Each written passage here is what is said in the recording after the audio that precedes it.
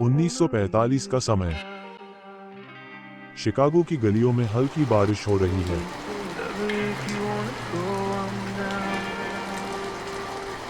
और ये ठंडी रात शिकागो के लोगों के लिए एक बुरे सपने की शुरुआत थी। एक ऐसा सपना जो उनके जहन में हमेशा के लिए छप गया। आज हम आपको एक ऐसे कातिल की कहानी सुनाने जा रहे हैं जो अपने पीछे एक भयानक संदेश छोड़ गया। एक संदेश जो खून से लिखा गया था। Welcome to my new channel. मैं इस चैनल पर ऐसी सच्ची कहानियां लेकर आऊंगा जो कि आपने न तो कभी देखा होगा और न सुना। तो अभी चैनल सब्सक्राइब कर लो और नोटिफिकेशन ऑन, ताकि आप वीडियो मिस न करें। शिकागो 1945 का जून का महीना। 43 साल की जोसेफिन रॉस अपने छोटे से अपार्टमेंट में रहती थी। वो एक साधारण सी महिला थी, लेकिन एक दिन उनके अपार्टमेंट में जो कुछ हुआ वो न तो साधारण था और न ही सामान्य। वो उस दिन की आखिरी सुबह थी जो उन्होंने देखी। जोसेफिन रॉस की लाश उनके अपार्टमेंट में मिली। वो कई बार चाकू से गोदी गई थी और उनका गला रेता हुआ था। पुलिस ने पूरे मामले की जांच की, पर कोई सुराग नहीं मिला। शिकागो के लोग इस क्रूर हत्या से हिल गए थे, पर ये तो बस शुरुआत थी। कुछ महीनों बाद दिसंबर 1945, 32 साल की फ्रांसिस ब्राउन, जो एक सेना की पूर्व कर्मचारी और स्टेनोग्राफर थी, अपने अपार्टमेंट में अकेली थी। वो नहीं जानती थी कि कुछ ही समय बाद उनकी जिंदगी का सबसे डरावना पल आने वाला था। फ्रांसिस की लाश उनके बाथरूम में पाई गई। उनके सिर में गोली मारी गई थी और कई बार चाकू से वार किया गया था। लेकिन इस बार कातिल ने सिर्फ मौत नहीं, बल्कि एक संदेश भी छोड़ा था। एक संदेश जो दीवार पर लाल लिपस्टिक से लिखा गया था।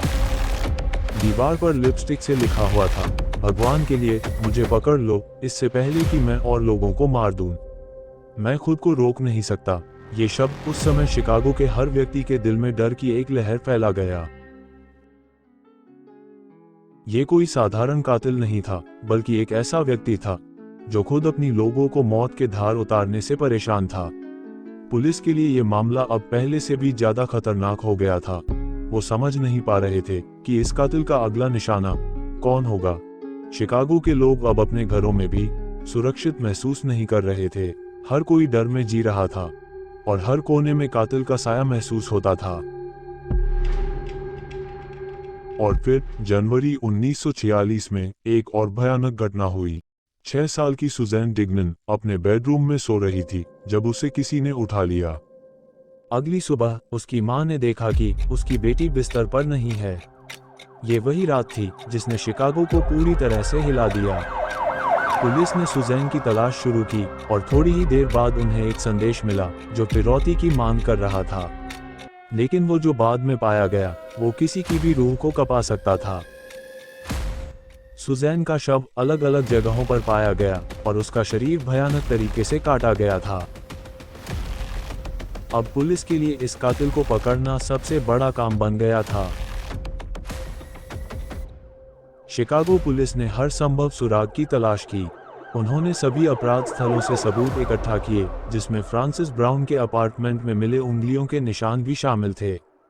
ये निशान किसी आम चोर के नहीं थे, बल्कि एक ऐसे व्यक्ति के थे जिसने शायद पहले भी इस तरह की घटनाओं को अंजाम दिया था। पुलिस ने जांच के दौरान एक 17 साल के लड़के विलियम हीरन्स पर नजर डाली। विलियम एक स्थानीय छात्र था जिसे पहले भी चोरी के जुर्म में पकड़ा जा चुका था। लेकिन पुलिस का शक तब और पुख्ता हो गया जब उन्होंने पाया कि विलियम के उंगलियों के निशान फ्रांसिस ब्राउन के अपार्टमेंट में मिले निशानों से मेल खा रहे थे। जून 26, 1946 को पुलिस ने विलियम हीरन्स को गिरफ्तार कर लिया। हिरासत में लिए जाने के बाद पुलिस ने उससे घंटों तक पूछताछ की। कहा जाता है कि उसने काफी दबाव के बाद इन हत्याओं को कबूल किया। हालांकि उसके बयान के बाद भी ये मामला जटिल बना रहा। जांच के दौरान पुलिस ने विलियम हीरन्स के खिलाफ कई सबूत जुटाए, जिनमें एक बहुत ही इम्पोर्टेंट सबूत था फ्रांसिस ब्राउन के अपार्टमेंट में मिले उसके उंगलियों के निशान। इसके अलावा उसकी गिरफ्तारी के बाद उसके पास से कई चोरी के सामान भी मिले, जिनसे उसका जुर्म और स्ट्रांगली प्रूफ हुआ। एंड फाइनली पुलिस ने विलियम पर तीनों हत्याओं का आरोप लगाया।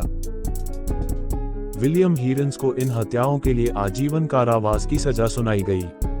उसने अपने पूरे जीवन में खुद को निर्दोष साबित करने की कोशिश की, लेकिन वो कभी बाहर नहीं आ सका और 2012 में ही जेल में उसकी मौत हो गई।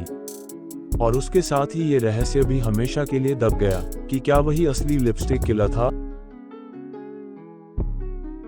दोस्तों, इतिहास में ऐसे कई अनसुलझे रहस्य हैं जो हमें सोचने पर मजबूर कर देते हैं। अगर आपको ये कहानी दिलचस्प लगी हो तो हमारे चैनल को सब्सक्राइब करना ना भूलें। और हाँ, अपने thoughts and suggestion comment section में जरूर लिखें। हम जल्द ही एक और रहस्यमय कहानी के साथ लौटेंगे। तब तक के लिए सुरक्षित रहें।